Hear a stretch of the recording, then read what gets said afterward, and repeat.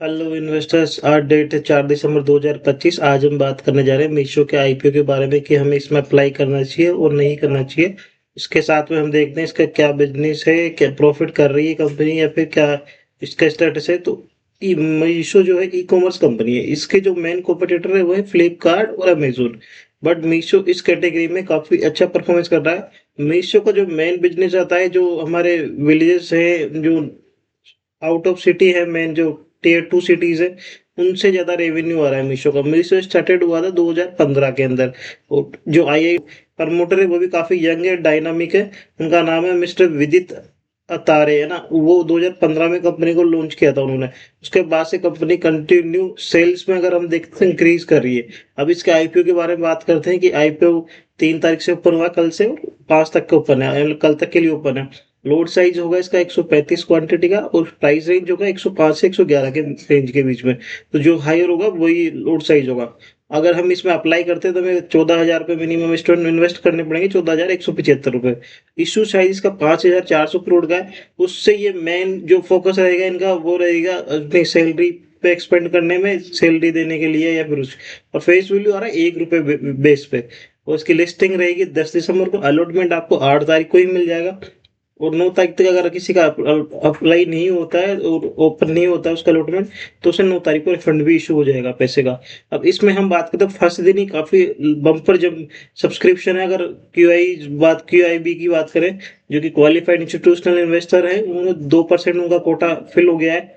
Non institutional investor है इस भी 2% के आसपास उन्होंने सब्सक्रिप्शन हो चुका है। रिटेल सबसे ज्यादा इस पे पार्टिसिपेंट है। अपने जो कोटा है, रिटेल कोटा, उसमें कम से कम 4 गुना सब्सक्रिप्शन हो चुका है ऑलरेडी।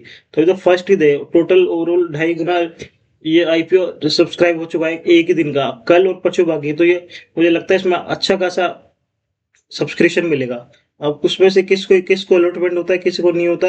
और इसकी जो ग्रे मार्केट प्राइस है जो आईपीओ की होती है, वो कम एटलीस्ट अभी 40% अप दिखा रही है यहाँ से। तो जिसके भी खुलेगा उसके लिस्टिंग गेन में अच्छा प्रॉफिट होने के चांस है। बट ध्यान रखना, ये आप इसे अगर आप बाई करना चाहते हैं और इसमें लगाना चाहते हैं पैसे, तो प्लीज ओनली आप लिस्टिंग गेन के लिए लगाएं या फिर लॉन्ग टर्म के लिए लगाएं। क्योंकि ये कंपनी अभी भी क्या कर रही है, रेवेन्यू तो कंटिन्यू इंक्रीज हो रहा है, बट इसमें इशू ये है कि प्रॉफिटेबल नहीं है।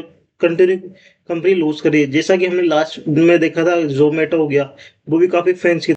जोमेटो का आईपीओ आया था, वो आया था 100 के आसपास, 110 के आसपास, और वहां से वो लिस्टिंग गेन उसमें अच्छे मिले थे और 160-70 तक गया था। बट उसके बाद में उसमें भी सेम इशू हुआ कि वो भी लॉस मेकिंग थी। जब तक वो प्रॉफिटेबल नहीं हुई तो उसने कंटिन्यू अपर ट्रेड में गया, नीचे डाउन ट्रेड में जाना चालू हो गया, और जो सीधा 160-70 का था वो 40 रुपीज के आसपास आ गया। उसके बाद में उसने प्रॉफिट शो करना चालू करा।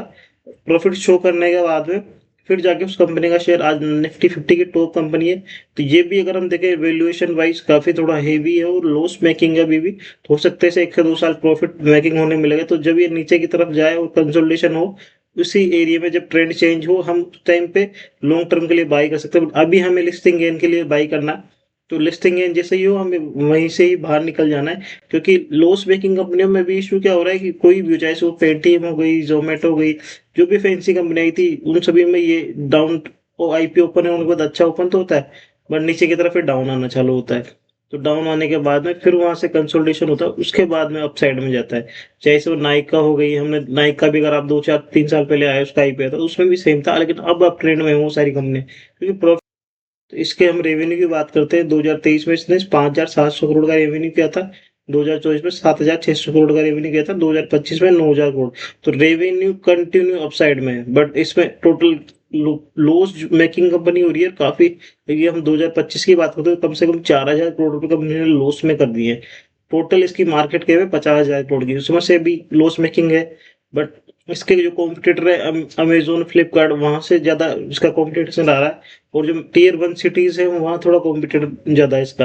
तो वहाँ इन्हें फोकस करना। दूसरी बात, इनका सबसे अच्छा बिजनेस क्या है कि जो भी सेलर होते हैं उनसे 1 रुपए भी कमीशन नहीं लेते, तो इनको सेलर भी इजीली मिल जाता है। इसीलिए हम कहते हैं कि मीशो पे थोड़ा, अगर कंपेयर करें फ्लिपकार्ट अमेजोन से, तो थोड़ा सस्ता मिलता है। क्योंकि वहाँ पे सेलर को कोई चार्ज नहीं लगता, तो वो जो चार्ज नहीं लगता उसको भी वो प्राइसिंग थोड़ा कम करके ही डालता है। तो मीशो की सेलिंग भी इसीलिए बढ़ती है।